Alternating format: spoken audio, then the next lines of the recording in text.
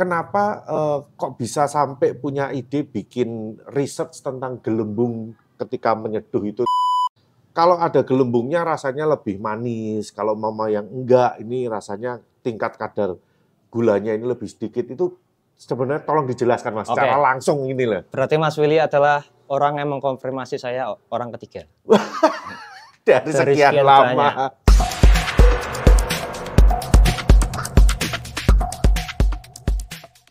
Kali ini kita lagi bersama dengan Mas Afis dari Penglaris. Oh, Penglaris. Loh, tapi kan bukannya Mas Afis ini dulu dikenal dari itu. Ya. Kita sebut aja ya, memang dulu asalnya dari Darat Coffee Lab. Betul. Iya. Founder. Tapi sekarang gimana, Mas? Resign dari perusahaan keluarga. Oh, itu juga memang asalnya perusahaan keluarga? Perusahaan keluarga. Oh, oke. Saya resign, independen, tapi nggak cabut kakak. Kakaknya cabut karena nikah. Oke. Tapi hubungan saudara kan nggak bisa dilepaskan. Nggak bisa. Oh, jadi itu Darat itu memang ini ya, perusahaan atau usaha yang dibangun bareng sama saudara atau gimana? Enggak, itu Darat itu mengelola uang warisan Bapak. Oh, gitu. Bapak meninggal tahun 2000, aku lupa ya, 13. Oke. Meninggal tahun 2013, 14, sorry. Meninggal bapakku sendiri, aku lupa. Lah ini, anak yang sangat berbakti ya kayak gini. 2014 meninggal, terus aku masih main musik. Oh, dulu itu musisi. Berkesenian lah. Oke. Berkesenian. Terus karena dilihat orang tua bahwa berkesenian ini tidak menjanjikan, kuliah arsitek tapi nggak jadi arsitek, nggak pernah ngambil proyek. Oke. Akhirnya disuruhlah buat mengelola uang warisan ini biar putar, biar ada kehidupan. Karena kakak yang sekarang di Darat itu akan kuliah S2 di Jepang. Waktu itu. Di Jepang. Jadi nggak bisa buat ngelola itu. Akhirnya aku yang dipasrahkan. Pensiun lah saya dari kesenian, masuk ke kopi. Kopi itu ya. Nah, tapi ini kita langsung aja Mas. Jadi sebetulnya Darat ini memang awal ini dikenal oleh masyarakat yang lebih luas. Karena kopi bubbles-nya. Gelembung, Mas. Gelembung. Kopi gelembung ini wah fenomenal banget. Karena kalau nggak ada kopi gelembung itu, saya pun juga nggak tahu Darat, teman-teman yang lain juga nggak tahu Darat, nggak tahu Mas Afis. Jadi ketika saya di Jogja, waktu itu saya kan mungkin kita belum kenal akrab ya, cuma tahu-tahu dan saya juga nggak hafal. Waktu ada yang ngasih tahu, oh itu loh, ada Mas Afis siapa? Darat, langsung, oh gelembung. Gitu. Mat, ini tolong ya coba dijelaskan. Jadi waktu itu kenapa kok bisa sampai punya ide bikin research tentang gelembung ketika menyeduh itu, terus kemudian kalau gelembung, waktu itu kalau saya nggak salah nangkep ya, kalau ada gelembungnya rasanya lebih manis, kalau mama yang enggak, ini rasanya tingkat kadar gulanya ini lebih sedikit. Itu sebenarnya tolong dijelaskan Mas, secara langsung ini loh. Berarti Mas Willy adalah orang yang mengkonfirmasi saya orang ketiga. Dari sekian lama. Sekian lama dan sekian banyak. Oke. Jadi kalau aku ngulik udah memang dari awal, dari 2015 sudah ngulik-ngulik. Itu juga udah ada kulikan juga 2015 tentang cold brew dan rapid yang sekarang mungkin terkenal chilling extraction lah atau apa. Itu aku udah ngulik-ngulik itu 2015. Terus kita tarik dulu ke belakang ya, jauh. 2018 aku bikin satu coffee shop. Namanya Langit Senja. Langit Senja. Karena ini beda dengan Darat. Beda. Darat sebagai operator. Karena ada investor. Kami harus membuat nama baru. Darat sebagai operatornya. Nah, di proses Langit Senja itu yang kami janjikan kepada investor adalah bahwa kami pengen bikin satu sistem coffee shop yang sedikit waste-nya. Entah dari kalibrasi atau misalnya barista di kedai kopi nggak dikasih jatah konsumsi buat kopinya, ini harus gimana sistemnya, pokoknya bikin sistemnya. Nah, di proses itu lebih susah buat pitching minta turun ATAGU refraktometer dibandingkan minta turun GS3. Oh iya? Padahal cuma sekelas ATAGU yang itu lebih susah? Lebih susah karena beliau belum melihat apa esensi dari refraktometer. Kalau mesin udah jelas, ya kan. Tapi kalau refraktometer, aku mesin minta roket, Mas. dikasih geometri. Iya, Aku iya, minta iya, iya. refrak, gak dikasih-kasih. Iya, oke. Nah, Karena menurut dia nggak paham ini tujuannya buat apa. Terus? karena planku adalah aku pengen di coffee shop itu maksimal kalibrasi satu shift, di per shift itu 2 kali. Jadi ketika akumulasi data si kopi itu berkali-kali, kita udah ketahuan, oh ekstraksi mau kita kunci berapa? Oh 21%. Yaudah, Ya. kita akan ketahuan akumulasi terus kan. Iya, supaya konsistensinya bisa kejaga. Dan bisa jelas laporannya, barista nggak bisa bohong. Betul, betul, Kalau betul. laporan, ini rumusnya salah. Iya, iya. Kenapa iya, yang iya. rumusnya ini harus ini? Kok Oke, testing oke. note-nya ini? Iya, iya, Nah, iya, itu iya. sudah aku berlakukan. Nah, untungnya di Atagu itu ada bricks-nya pas itu. Iya, Nah, ada akhirnya aku bricks. akan punya pertanyaan kenapa harus ada bricks meter itu gitu. Nah, aku tarik jauh lagi 2015 aku sudah ada dengan abang-abangan Jogja. Depannya A, belakangnya A, ujungnya N. Siapa sebutin aja lah Jogja ini. Siapa? Itulah. Oh, nggak boleh. Orangnya sudah tidak terlihat. Oh, sudah tidak terlihat. Oke. Lanjut. Nah, dari beliau aku sudah banyak obrolan bahwa ini ekstraksi ini ada loh gelembung-gelembung juga yang dinilai gelembung warna dan segala macam. Oh, oke. Itu tapi aku belum ngeh dan harus tahu maksudnya harus mulai dari mana. Terus 2016 aku kompetisi pertama kali kan yang Brewers Cup. Satu-satunya Brewers yang mewakili Jogja. Dan kompet 2016 di Bali. Oh, di Bali. Oh, enggak ikut saya. Satu-satunya kompetitor seluruh ICE yang mewakili Jogja satu-satunya. Iya. Nah, di situ kan kalah telak. Pas kalah telak itu aku ketemu sama Mas Bagus almarhum Pati Java Legend Coffee Lab. Belum kenal aku. Ketemu di sana karena kalah kan. Di sana juga banyak teman-teman yang salah sih, masa kompetisi pakai kopi wash, kompetisi pakai kopinya gelap. Jadi bukan menenangkan karena aku kalah dan pertama kali kompetisi akhirnya nyalahin. Nah, untungnya Mas Bagus ngayomi lah. Udah ikut aku aja. Aku ini mau ikut lelang, mau ikut belajar ini. Akhirnya aku ngekorin dia terus mana-mana. Terus aku balik ke Jogja, dia ngabarin. Terus aku mau buka kelas Q class lah, materi-materi Q grader. Tapi syaratnya ini gratis, syaratnya kamu harus bolak-balik Pati. Aku cuma ngerjain setiap hari Senin, bolak-balik Pati. Jadi aku setiap pagi berangkat sama Mas Dwiki, berangkat ke Pati, jam 6 sore nyampe, jam 7 langsung kelas sampai jam 2 pagi, jam 3 pagi. Nah, aku pokoknya kelar kelas, aku nggak ikut sama teman-teman buat misalnya mereka seneng-seneng main biliar atau apa, aku nggak ikut karena capek lah. Tapi pagi-pagi jam 5, jam 4 aku udah bangun. Semua fasilitas labnya Mas Bagus boleh dipakai. Ada Lenes, ada kamu belajar di situ, riset di situ. Buku. Nah, di situ aku ngelihat pertama kali di buku Lenes tuh. Di belakang halaman paling belakang ada tulisan bubble, tiny dan abundant. Oh, oke. Bisa dijelaskan apa itu tiny dan abundant? Nah, aku juga nggak tahu itu apa, Mas. Karena di situ tidak dijelaskan. Berarti kan harusnya ketika dalam buku Lenes itu aja ada menuliskan itu, berarti kan ini suatu hal yang penting. Ya, it means something lah ya. Tapi kenapa nggak ada penjelasannya? Nah, akhirnya aku mulai mencari. Nah, baru balik ketika sampai 2018 itu aku punya refrak, barulah aku mulai mengkaji bahwa ternyata bukan TDS doang atau extraction yield doang yang bikin kopi ini enak. Tapi juga angka bricks. Angka bricks itu juga menentukan. Akhirnya dari bricks itu aku baru ingat lagi, ternyata ada bubble yang diperhatikan dari buku itu. Nah, jadi ekstraksi itu ketika dia semakin tinggi ekstraksinya, bricks-nya semakin tinggi, bubble ketika dari dripper jatuh ke server itu dia semakin kecil. Ketika angka bricks semakin tinggi, angka ekstraksinya juga makin tinggi, air yang jatuh, kopi yang jatuh dari dari drip ke server semakin kecil. Gelembungnya makin kecil. Makin kecil. Semakin rendah bricks-nya, gelembungnya semakin besar dan mudah pecah. Oh, maksudnya lebih kecil itu rapat-rapat kecil-kecil. Tapi kalau begitu angka bricks-nya ini rendah, itu dia gelembungnya jatuh itu menghasilkan gelembung yang gede. Gede dan mudah pecah. Nah, di situ aku mulai belajar. Oh ya, aku sambil kalibrasi dan segala macam, aku tetap akumulasi nih.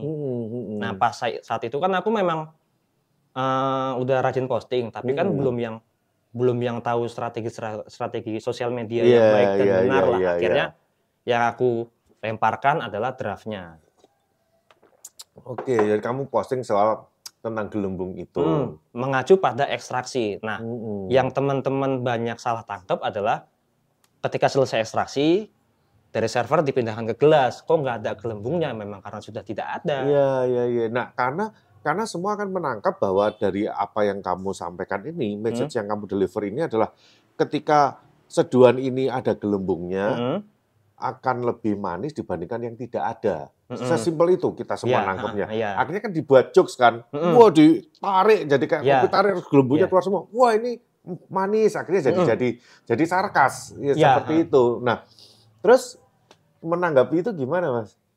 Karena aku tidak ada urgensi buat harus membuktikan apapun ke teman-teman. Dan ketika kenyataannya aku meriset itu ada angka BRICS-nya, itu terbukti bahwa oh benar, aku nggak perlu harus mengkonfirmasi, kecuali ada orang yang datang langsung mengkonfirmasi. Oke, tapi aku masih penasaran nih. Jadi ketika melakukan research itu, jadi itu beberapa kali dicoba itu memang yang terjadi kayak gitu, Mas. Itu dengan catatan pakai server V60 biasa, tinggi standar itu ya. Aku biasanya pakai server 600 mili. Server 600 mili, pakai Hario yang 02 atau 01? Tinggal tergantung dosnya aja lah kayak gitu. Oh ya, sama aja. Tapi intinya tingginya ya segitu aja ya. Terus, standar tingginya itu. Dan itu ketika kamu cobain, setiap angka BRICS yang muncul dan gelembungnya itu dia konsisten segitu terus. Konsisten. Dan itu kan kalau di darat ketat kami. Pas itu masih ketat-ketatnya. Karena memang lagi seneng ngulik. Untuk rilis satu kopi, biasanya kami butuh waktu 2 minggu. Proses sampling dan QC. Jadi nyeduh tuh bisa berkali-kali sampai ini rilis apa enggak. Kalau memang kalian rilis, yaudah, nggak usah. Kayak gitu. Jadi tapi bener nggak sih ketika angka BRICS itu tinggi, memang kopinya lebih sweet ya? Lebih sweet iya, tapi menentukan bahwa ekstraksinya ideal enggak. Oh iya, karena beda kan. Yang diukur beda, Karena jadinya kalau aku kan bikin 3 akhirnya ketemu 3 spektrum sweetness. Raw sweetness, itu mengacu seperti honey atau malt gitu. Berarti kan itu dalam kategori gelembung yang besar dan mudah pecah. Sifatnya raw sweetness ini tidak merubah flavor dan punya indikasi bahwa dia mendekati under extract. Terus ada sugar browning. Sugar browning ini kayak ya gula-gulaan karamel, brown sugar atau lain-lainnya. Sifatnya meningkatkan intensitas flavor. Contohnya kopi filter kita tambahin gula, masih tambah kecut atau tambah greasy atau tambah pahit ya jadi tambah lebih manis. Karena dia meningkatkan intensitas flavor khususnya acidity. Baru yang terakhir chocolatey dan vanilla. Nah, ini meningkatkan intensitas texture. Semakin dari raw bersugar browning ke vanilla, semakin ke arah sana bubblesnya semakin kecil. Lebih kecil, lebih rapat-rapat di situ. Lebih rapat-rapat, berarti ketahuan terus tuh, Mas. Jadi ketika kamu sehari-hari nyeduh dengan peralatanmu yang sama, dari situ kamu udah punya patokan dong akhirnya. Kalau ini segini, ya generally yang keluar karakternya sweetness-nya seperti ini. Ketika bubbles-nya gede, ini nanti akan keluar sweetness-nya arahnya yang raw atau apa. Dan nggak menentukan bahwa harus manis tuh berarti harus bubbles yang medium atau yang besar atau apa. Karena tetap kebutuhan flavornya apa. Apakah si kopi itu memang kita butuhkan flavors yang coklat atau sebenarnya butuh kayak kopi funky gitu. Kita naikin sugar browning ya makin kecut atau makin asem. Berarti kita butuhkan kopi-kopi yang sweetness yang raw sweetness atau yang coklati gitu. Kayak gitu. Aduh. Ini materiku IBRC Mas, 2017 di ngomongin Surabaya. Gelembung doang ya, ini ya panjang ya ternyata. Panjang Mas. Jadi kalau aku harus mengklarifikasi panjang Mas. Jadi kalau ada yang nanya silahkan aku jawab. Tapi kalau aku harus mengklarifikasi kayaknya capek.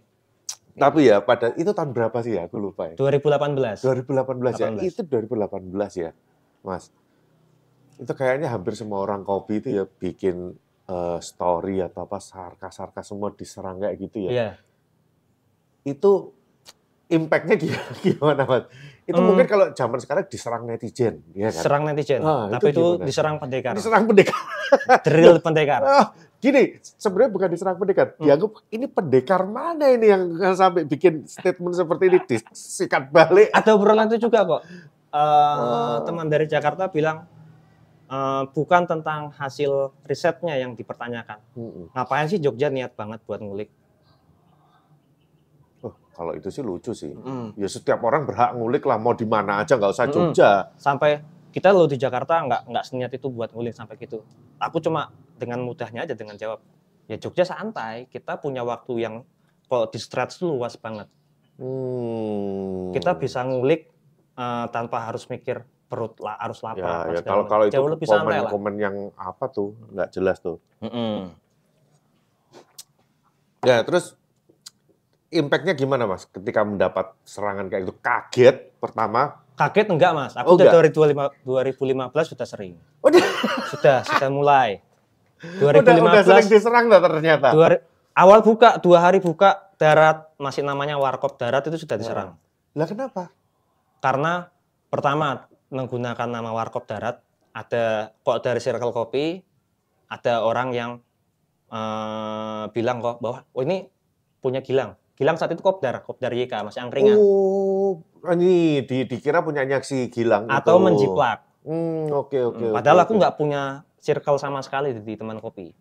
Karena aku dari kesenian kan. Ya, si Gilang itu apa juga namanya Darat juga? Kopdar, Kopi Darat YK. Oh, Kopi Darat. Aku Warkop Darat, daratnya yang aku angkat. Oke. Jadi darat itu kan aku aslinya Siantar, lahir besar di Siantar. Di Siantar itu Kopi Darat itu bukan kita janjian kumpul. Atau misalnya lama nggak ketemu ya Kopi Darat yuk. Enggak, kok di Siantar itu Kopi Darat itu artinya ayo kita ngopi di tempat yang sama, dengan orang-orang yang sama, dengan menu yang sama. Oke, filosofinya beda, bahasa daerahnya juga artinya beda. Bisa jadi mungkin yang nyerang itu memang disuruh sama Gilang. Aku sama Gilang beberapa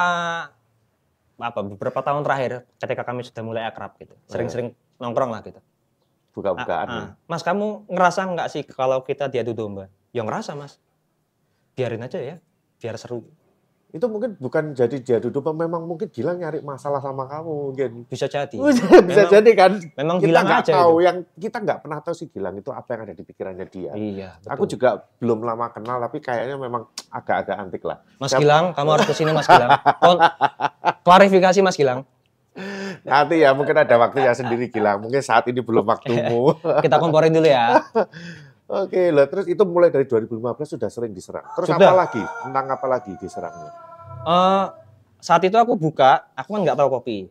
Aku cuma tahu bahwa sebagai anak Sumatera Utara dari Siantar, aku cuma tahu kopi Koktong. Oke, kopi Koktong. Karena memang kan sebenarnya kuliah di Jogja kan anak kosan pasti setiap bulan kan dikirimin. Dan memang aku tahunya kopi Koktong. Jadi kalau di kesenian kita kan termasuk dari daerah-daerah juga datang. Jadi setiap habis lebaran atau habis liburan, kami selalu tukeran kopi dari Lampung, dari Toraja, dari mana. Nah, setiap orang ini kita sering pamer buat, cara bikinnya gimana. Misalnya kopinya dari Hafiz, yaudah Hafiz yang masak. Misalnya gimana, direbus, Koktong direbus, kasih gula, kayak gitu. Nah, itu yang pengen aku bawa saat itu. Nah, saat itu aku nggak tahu perbedaan antara pour-over dengan kopi tubruk. Karena memang awam banget. Jadi yaudah aku taunya, biasanya kan ini disaring ya kok di kopi tiam atau apa. Berarti ini mungkin pour-over. Nah, kok tubruk berarti kan nggak harus direbus, berarti langsung aja. Itu sudah langsung masuk artikel.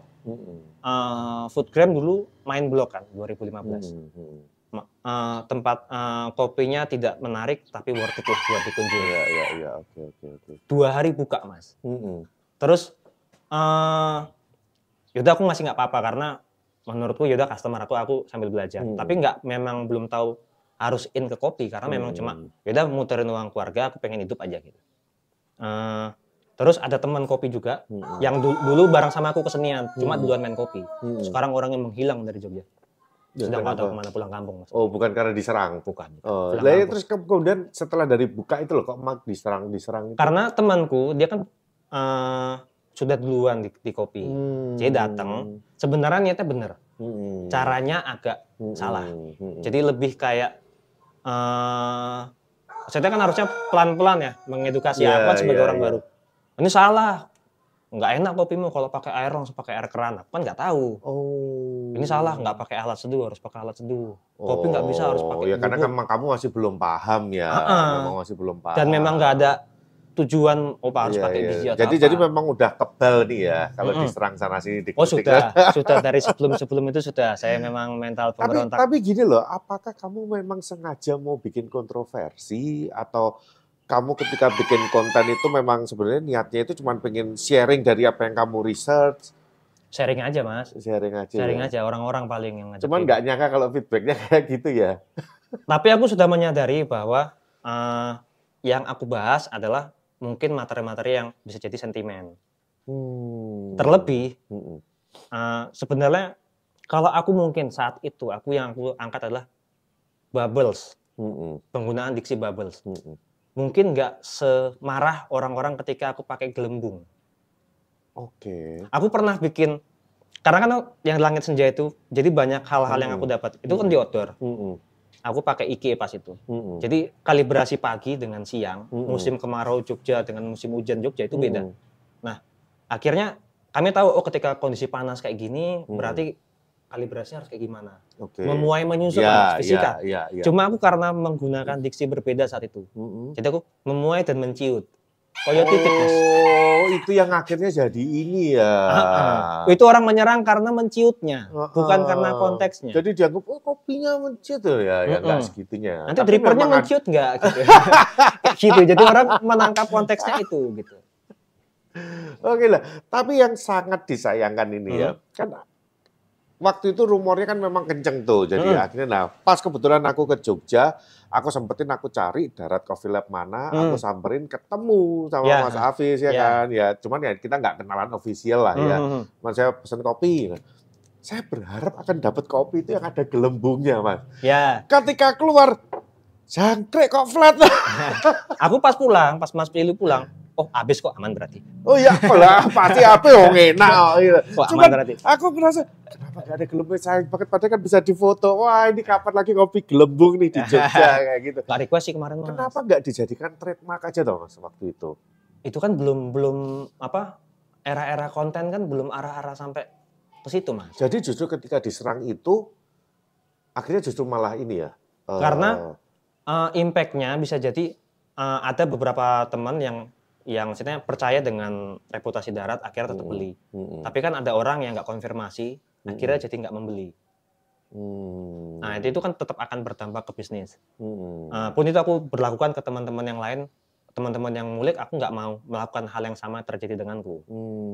Nah karena orang-orang banyak nggak tahu bahwa Darat itu nggak hanya menghidupi aku dan Mas Dwiki gitu. Tapi kan ini karena usaha keluarga, jadi siapapun keluarga yang ada di situ ya kita bantu gitu. Jadi kamu akhirnya jadi ngati-ngati dong nyeduhnya setelah kejadian itu? Itu nggak hati-hati, menyuarakannya yang berhati-hati. Menyuarakannya kamu jadi berhati-hati ya? Berhati-hati. Oh. Setelah gelembung aku belum ada kontroversi lagi? Belum ada kontroversi lagi. Tapi kayaknya terakhir itu aku lihat kamu juga ikut Brewers ya? Tahun berapa ya? Itu 2018, berarti 2019 aku masih ada Jogja Coffee Week. Itu yang dapat peringkat 3, baru Jogja Pokoknya belum lama kok. Masih... Yang di Ambarukmo. Iya mungkin ya. Kamu ikut lagi ya? Regional ikut. Regional ya? Regional. Tanpa lewat liga ya? Kamu langsung daftar CV, itu ya? Oh, lewat CV. Oke. Kamu ikut lagi ya itu ya? Ikut lagi. Akhirnya kamu masuk podium nggak itu? Tidak dong. Oh enggak? Tidak dong. Kenapa? Kamu bawa konsep apa? Karena aku tahu Brewers itu memang susahnya luar biasa. Aku pakai konsep double blooming. Coba ini menarik nih, coba diceritakan. Jadi double blooming itu konsep itu gimana? Itu udah sebenarnya hal-hal yang aku presentasikan itu nggak ujuk-ujuk muncul saat itu. Itu udah dari lama. Aku dari 2000 kompetisi awal itu sudah membuat saat itu tuh blooming aku udah panjangin. Tapi masih panjangin, blooming harusnya 2 kali lipat gramasi. Aku udah gimana kok 3 kali lipat, gimana kok 4 kali lipat. Cuma belum ketahuan bahwa itu adalah double blooming yang aku rilis terakhir di Darat.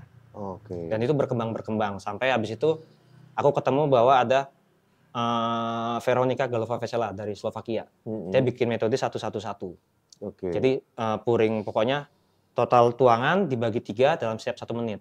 Berarti kalau pakai 20 gram berarti 100. Ini kan banyak ya. Terus durasinya nggak harus 30 detik ya, nggak harus bisa 1 menit ya. Iya. Dan itu ternyata dipakai resepnya buat Gardelli juga, coffee circular juga. Oh berarti ini proper, aku pelajarin itu. Terus pas kompetisi 2019 itu Jogja Coffee Week, aku bawa itu. Cuma belum di tahap aku tahu bahwa itu double blooming namanya. Oh. Jadi itu masih tahap kopiku aku bawa fresh roast. Tapi cara mengantisipasi gasingnya biar ekstraksinya tetap bisa ideal apa?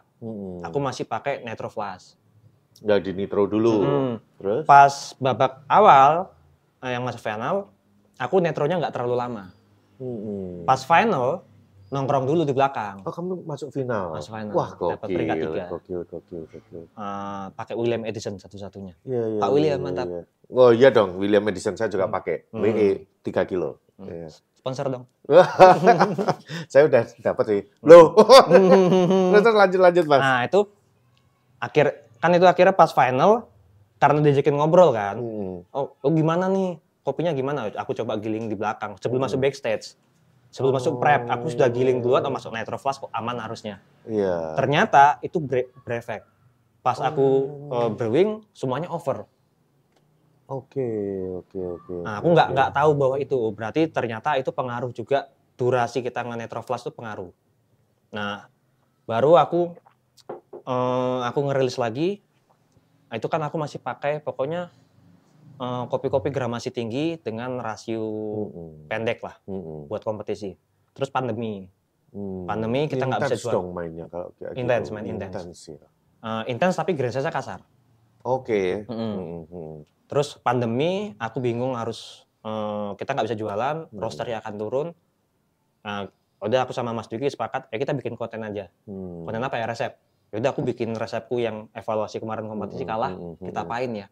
Kemarin kalah itu karena rasio terlalu pendek. Gimana kalau kita bypass? Oke. Nah, bypass itu akhirnya kepikiran aku rilis lah double blooming namanya. Karena aku Jonathan Gagne pernah nulis juga bahwa ada double blooming. Jadi kayaknya bisa nih double blooming. Jadi gimana? Tolong dijelasin lagi. Double blooming itu yang dimaksud itu pakai berapa gram, terus kita harus blooming pertama berapa? Oh enggak, karena yang selalu aku kulik itu, aku orang yang nggak selalu suka dengan technical sebenarnya. Jadi aku selalu suka dengan, konteksnya apa? Kita butuh konteksnya adalah merilis bloomingnya, memperpanjang bloomingnya buat ngelepas karbon dioksida lebih optimal. Oke, jadi tujuannya poinnya adalah untuk melepas si CO2 dulu. Ya, memang poinnya di situ. Poinnya itu dulu. Nah caranya bisa aku ngetes 2 kali. Apakah pouring 2 kali? Tapi pouring 2 kali beberapa orang-orang luar bilang pouring pertama masih masuk dalam blooming, pouring kedua sudah masuk ekstraksi. Iya. Nah berarti apa ya yang bisa kita gunakan bahwa dia tetap blooming? Berarti perpanjang waktunya. Berarti bloomingnya diperpanjang waktunya. Itu jadi 2 menit. Oh, bloomingnya 2 menit. Jadi 2 menit.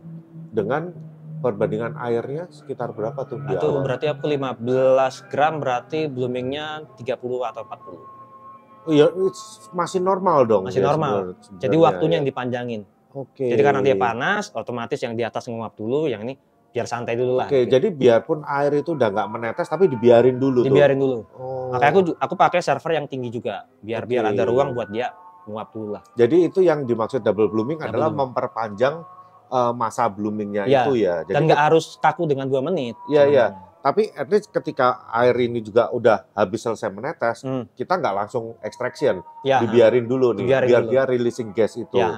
Oke. Goalsnya buat itu. Jadi aku abis itu juga ngulik, kopi-kopi yang fresh masih harus 2 menit. Nanti ketika kopi-kopi udah kelar resting, ternyata 1 menit bisa. Tergantung kebutuhannya. Nah ini sebenarnya yang penting ya. Jadi banyak sekali teman-teman brewers ini, terutama nih yang masih baru-baru belajar, masih ini, banyak ya nggak ngerti kenapa mereka melakukan A, melakukan B, melakukan C, mereka nggak tahu alasannya. Sebenarnya yang paling dibutuhkan ya adalah kayak gini. Ketika kamu melakukan double blooming itu apa? Tujuannya itu apa? Kenapa kamu mau perpanjang ini? Makanya kan aku tadi curious kan, karena aku penasaran loh. Tujuannya apa? Oh ternyata tujuannya adalah untuk rilis CO2. Ya, entah it works atau enggak. Ya kan? Tapi kan yang penting kita tahu tujuannya kita melakukan itu apa. Dan kalau itu terbukti di ekstraksi kok Mas. Bisa dibuktikan. Bisa diukur juga kan ekstraksi, ada angkanya. Valid, kan? Aku bahkan untuk nyeduh itu cukup saklek. Puring aja aku sebenarnya punya teknik sendiri. Yang mana tuh aku kembangin dari orang main biola atau main drum. Jadi yang digunakan ada pergelangan. Karena itu bisa ngatur flow rate-nya. Oke. Jadi aku biasanya kok nge-training teman-teman tuh pakai Hario yang gede karena tuh buat water flow-nya agak susah. Iya. Diisi penuh, latihan puring, usahakan pergelangan. Sejam 2 jam ya silahkan tremor. Tapi itu works karena ketika kita pakai jadi gini, itu ketika nyeduh 1-2 kali nggak masalah. Ketika banyak, itu berdampak. Jadi lebih capek, Mas. Bukannya kalau pakai pergelangan lebih capek? Enggak, jadinya ketika ini akan jadi lebih rileks. Jadi tetap ini akan bergerak. Oke. Ini jadi teknik baru nih ya. Jadi kalau begini akan lebih nggak capek daripada dan kita mengurangi cedera. Di drum juga sama. Oh iya? Karena aku pemain perkusi. Drum tuh bahkan bisa kita pakai di drum tuh megang stick aja ada French, ini American French, terus ada yang klasik, bahkan ada yang teknik Muller. Oh, tekniknya Ringo Starr gitu? Nah itu, jadi teknik itu bisa. Jadi teknik itu bisa dipakai. Oke. Dan itu memang ngurangin cedera. Jadi gini, secara teori dia akan lebih aman dibandingkan dengan kita pakai. Jadi aku kadang nggak masalah sebenarnya barisan uang pegang, tapi apa urgensinya harus dipegang? Apakah karena berat? Apakah kamu nggak bisa ngatur water flow-nya? Coba dipertanggungjawabkan. Apakah itu cuma karena gaya gitu? Karena biasanya kalau beberapa sananya itu karena supaya lebih stabil aja dibandingkan dengan begini langsung. Kalau begini controllingnya katanya lebih susah. Mudah. Karena tapi tergantung ini ya. Kalau aku sendiri malah berantakan kalau aku. Jadi aku selalu satu tangan. Aku bahkan satu tangan, misalnya dripper di sini, aku akan di kaki kanan posisinya. Jadi dan itu mempengaruhi workflow juga. Ini loh ya semuanya sampai kaki dipikirin ya guys ya. Nah, ini loh ini yang nerd ini sebenarnya kayak gini loh, semua dipikirin sampai kakinya maju sebelah. Nanti pengaruh ke setup coffee shop loh Mas. Karena kalau kita ngedesain, misalnya kita ngedesain bar kita adalah 3 dripper. Kalau kita nggak ngedesain bahwa langkah kakinya adalah satu langkah ke depan, satu langkah ke depan, samping, barnya jadi kegedean. Cost bikin barnya kemahalan. Barista yang dibutuhkan jadi makin banyak. Kalau kita masukin angka apakah ini bisnisnya profitable kan jadi masuk akal. Iya. Bahkan kan di kompetisi ada penilaian workflow. Nah, itu kan harusnya ada masuk. Wah, gokil. memang nggak salah nih orang dulu. Waduh, kalau itu Mas Hafiz itu memang ribet gini-gini, memang ribet loh. Sampai ribet loh. Mereka nggak tahu Mas aku ribet Mas. Baik aku Mas. Tapi gini, kan itu image dari Mas Hafiz ketika masih menyandang nama Darat Coffee Lab. Terus tapi kita sempat ngobrol ternyata beberapa bulan lalu udah tidak terafiliasi dengan Darat. Jadi sekarang udah berdikari ya kan, terus merosting ya. Ya. Roasting terus kemudian ini kita lagi di depan kedai ya. Depan kedai ada rumah kosong yang katanya konon angker. Enggak. Rumah Indis namanya. Oh, bukan ini ya. Ya. Pokoknya itulah kali itu. Kita beliau ada di samping Mas. Ini kita pinjam tempatnya. Terima kasih buat yang udah ngasih pinjaman tempat di sini. Nah, yang menarik ini kan di tempat yang baru ini pakai namanya adalah apa? Pang Ala Ritz ya kan? Atau yang kalau dibaca cepat jadi Penglaris. Ya kan? Membawa tagline apa? Horor komedi sedunia. Nah, apa horor komedi sedunia. Satu-satunya Mas. Oh, satu-satunya. Jadi bawa tagline horor komedi lah. Padahal dulu image-nya kan ngulik, nerd, bener-bener coffee freak lah ya. Terus sekarang kok jadi genrenya jadi horor komedi itu kenapa? Udah tuntas Mas. Sudah tuntas nguliknya. Jadi segala kekakuannya ketika aku nyoba di Darat akhirnya kan banyak tuh. Setelah itu kan laboratoriumku. Ketika nyoba bisnis, aku udah punya nih teknikalnya, aku udah punya pengalamannya. Aku tinggal mikirin gimana yang lebih menjual lagi dengan aku tanpa nge-label Darat. Sekalian ngetes skill lah.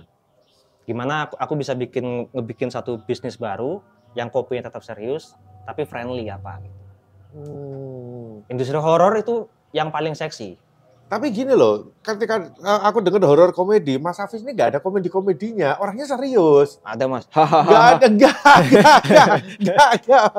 Yang horor ini staff-staffmu ini loh yang horor ini malah. Aku baik kok. Nggak ada komedinya. Kenapa? Nggak takut nanti orang jadi malah meragukan, oh malah berubah atau gimana? Atau mungkin gimana strateginya emang ketika melakukan rebranding ini? Aku sebenarnya jadi lebih gampang Mas. Karena darat itu aku saya belajar bisnisnya kan nggak dari awal, sambil berjalan. Nah ketika bikin penglaris, aku sudah tahu pengalamannya, jadi bisa semua didesain dari awal. Jadi kayak bikin produk itu kita bisa, kita punya giling basah enak nih, gimana biar kejual dengan lebih mudah. Kita mikirnya gimana orang yang beli kopi kita bisa gampang juga ngejualnya gitu. Oke. Justru yang menarik ya kayak tadi aku baca menumu, itu sama sekali nggak ditulis single origin ya. Tidak ada. Namanya aneh-aneh, ada yang tumbal proyek, ada yang nerimo ing pangdung, ada yang bumi apa? Sedekah bumi. Sedekah bumi. Orang kalau ke kedai kopi itu biasanya mau milih kopi apa, single origin apa dari daerah mana. Tapi ini kok dia akan milih tumbal proyek sedekah bumi. Kenapa pakai kayak gitu sekarang? Lebih mudah Mas buat ngejualnya sebenarnya. Akhirnya. Dan kita misalnya kita punya 6 kopi gitu. Yang cuma berdasarkan aku suka ini, atau misalnya yang common di coffee shop, aku pilih list ini karena aku lagi pengen explore ini gitu. Misalnya Ethiopia lagi rame, aku Ethiopia karena itu. Tapi alasan kuatnya apa? Jadi aku akhirnya gimana kalau kita bikin per kategori. Tapi kan akhirnya jadi ngejelasin orang lagi dong. Ini apa? Cerita lagi. Nggak masalah. Akhirnya jadi lebih gampang ngejelasinnya karena relnya ada. Ketika relnya nggak ada, kita jadi ngebuat-buat. Kenapa kok nyeduh Ethiopia gitu? Atau kenapa nyeduh Geisha gitu. Atau paling nggak kayak orang-orang kayak aku ya tadi dengerin, oh ini gini.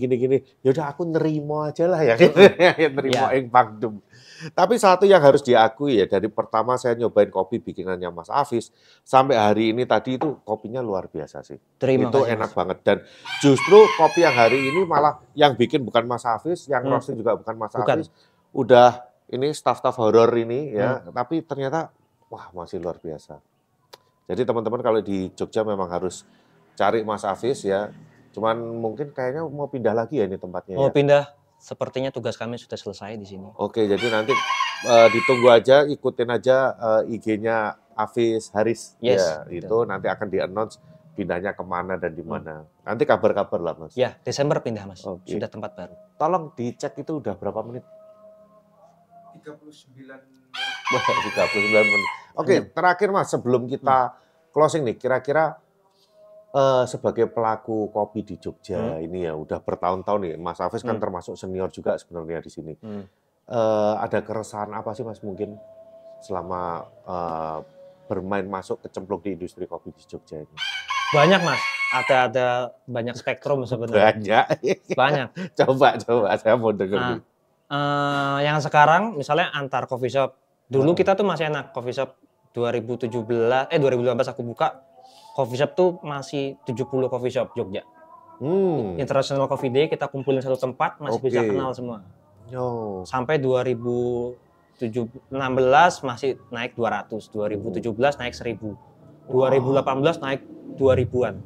Nah, jumlah coffee shop sekarang sampai 3000-an lebih. Nah, dulu masih enak karena kita tahu coffee shop ini buka, ini baru barisanya siapa, belajar sama siapa dulu.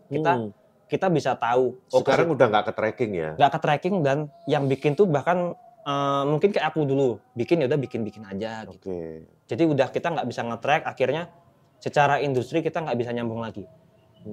Ketika misalnya ada orang datang, Mas aku minta kopi, supply ya. Yang penting murah, enak, konsisten. Tapi karena dia udah nggak in di kopinya, karena memang dari latar belakangnya bukan di kopi, langsung bisnis aja. Kita ngejelasin kondisi bisnis sekarang susah. Nah, itu yang susah. Terus yang kedua tentang Jogja adalah karena aku punya pengalaman di kesenian. Kesenian tuh aku selalu orang di kelompok-kelompok yang kalau kita nggak punya panggung, bikin panggung sendiri. Prinsipnya selalu kayak gitu. Dan Jogja selalu mendukung buat tempat itu. Dulu ya sebelum Danais dicabut. Maaf Kanjeng. Dicabut, agak diturunkan. Sekarang masih ada, tapi diturunkan pas saat itu. Nah, kan enak ya harusnya Mas. Kita bikin event apapun sebenarnya gampang. Bahkan aku dari 2015 sudah sering bikin public cupping, sudah bikin ngumpulin buah-buah. Ayo kita cupping bareng buah-buah. Ya, cupping buah untuk ini ya sensori ya. Aku 2016 udah beli senton. Oke. Yaudah teman-teman silahkan mau pakai, belajar bareng segala macam. Harusnya kan sebenarnya simple ya, kita mau bikin apapun yang sifatnya sharing dimanapun bisa di Jogja. Nah, kenapa selalu dibikin harus dengan standar? Kenapa harus mewah? Kenapa harus tempat yang besar? Kenapa harus di mall? Oke, itu sih sebenarnya aku bisa jawab sih. Supaya sponsornya mau masuk yang gede-gede. Nah, aku pernah bikin acara tandingan itu. Jadi aku setelah kompetisi 2016 karena aku ngerasa kok aku cuma kompetitor sendiri dari Jogja. Yaudah, gimana caranya aku coba bikin sharing sama teman-teman. Ayo kita bikin kompetisi kecil-kecilan yuk. Namanya Cemblungan. Cemblungan itu referensinya dari teater Banyumas. Jadi memang teater yang kita semua bersandiwara di situ, menikmati segala kesedihan, kesenangan, pokoknya semua ketawa.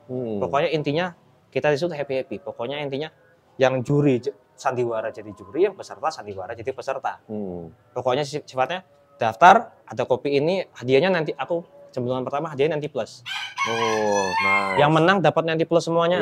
Iya. Terus? Akhirnya tahun berikutnya Brewers Cup-nya nambah kompetitornya karena orang ada tempat wadah latihan.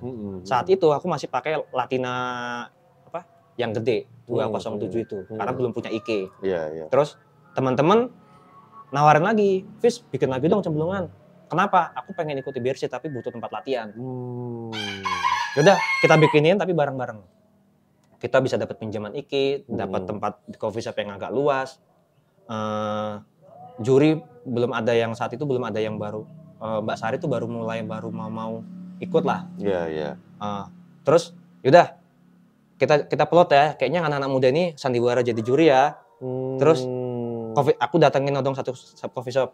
Aku mau bikin event, bantu dong support donasi berapa aja, 20.000, 50.000 terserah. Nanti kita cantumin logonya. Kalau kamu berpartisipasi dalam komunitas ini.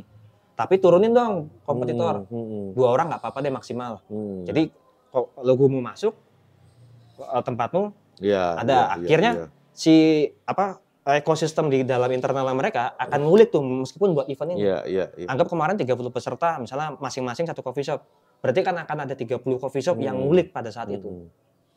Ya tapi kapasitasnya cuma segitu. Ya itu bedanya kalau mama kita bikin lebih gede, lebih mewah di mall atau tempat yang gede. Itu tujuannya sebenarnya adalah untuk mancing supaya sponsor gede ini mau turun. Itu sebenarnya. Tapi ya nggak apa-apa, memang namanya event, aktivitas memang semakin sering diadakan ya komunitasnya semakin berkembang sih. Tapi komunitas kopi di Jogja gimana Mas sebenarnya? Kompak-kompak nggak sih? Kompak nggak kompak lah Mas. Namanya juga komunitas, pasti kompak tidak kompak. Kamu termasuk kubu mana? Saya kubu yang terasingkan Mas. Kamu sendirian kayaknya. Sendirian Mas, saya introvert pokoknya. Kamu nggak punya bola. Nggak punya Mas. Makanya saya diserang sendiri, saya bingung minta tolong siapa ya. Nggak punya Mas, tidak punya teman. Tapi aku netral, aku bisa karena aku merasa terasingkan, aku sendiri, aku nggak punya teman, aku bisa ke siapapun. Tapi teman-teman yang merasa punya kubu, jadi kan, aku kesini pakai ketemu Hafiz nggak enak. Dia yang merasa kehilangan teman, aku mah nggak aja. Ya mudah-mudahan makin kompak-kompak aja lah semua. Kemarin udah kumpul, kita happy semuanya. Iya loh, kemarin tiba-tiba bisa ngumpul ketemu semua ya. Wah, dan jauh lebih kompak Mas, karena dulu kita konflik pas masih lajang, sekarang sudah menikah, ketemu realita. Nama semuanya itu pernah jadi pendekar pada masanya. Pasti, Mas. Iya. Tapi tak akui Mas ya, dari pertama kali ketemu nyobain kopimu memang enak. Terima kasih Mas. Jadi teman-teman silakan berkunjung ya ke Penglaris, ketemu Mas Hafiz, kontak DM kalau mau cobain kopinya, monggo silakan. Yes. Oke, kita closing ya Mas ya. Thank you banget udah menyempatkan waktunya, udah mau mengatur supaya kita bisa dapat lokasi ini, karena mudah-mudahan lokasi ini nggak ada penampakan di kamera. Mudah-mudahan ya kan. Oke, kita closing. Oke, terima kasih teman-teman udah menonton pada episode kali ini. Sampai ketemu lagi di episode berikutnya dan salam No Cincong.